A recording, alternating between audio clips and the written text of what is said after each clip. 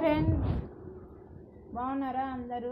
మా ఇంట్లో వడలు వేస్తున్నానండి. సాయంకాలము ఈరోజు సండే. అలసంద వడలండి, చాలా టేస్ట్ ఉంటాయి. మీరు ఇంట్లో ఒకసారి ట్రై చేయండి.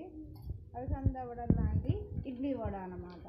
టేస్ట్ అయితే చాలా చాలా బాగున్నాయి అన్నమాట.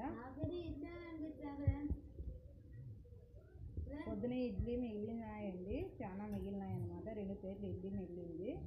అందుకోసము ఇలా అయితే ఉన్న ఆయిల్లో ఫ్రై చేసి వడల్లాగా ఉన్నాయన్నమాట. టేస్ట్ చాలా బాగున్నాయి. అంటే ఇంకా ఇలా చేస్తున్నాను అనమాట.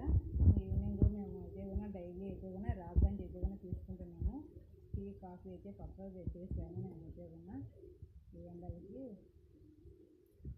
రాగంజి తాగేస్తానులే అని ఇప్పుడు చేస్తాను. టైం అయితే 4 అవుతుంది. 6కి అయితే కూడా తాగేస్తాను అనమాట. అంతలోకి చల్లగా అయిపోతుంది.